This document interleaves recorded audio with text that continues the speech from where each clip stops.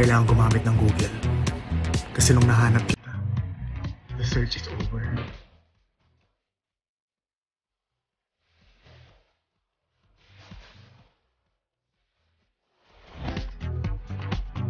Sa huling TikTok video ni Xian Lim, hindi may kakailang puno ito ng samut-saring komento mula sa mga netizens.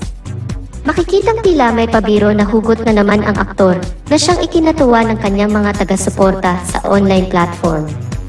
Ipinapakita nito na ang aktor ay patuloy na kinababaliwan ng kanyang mga tagahanga at patuloy na nagbibigay ng kaligayahan at aliw sa kanila sa pamamagitan ng kanyang mga TikTok videos. Nakakatuwa rin na obserbahan na ang mga komento ay naging mainit na paksa sa mga nakaraang araw dahil sa diumano'y matinding tampuhan ng magkasintahang Kim Chiu at Xian Lim.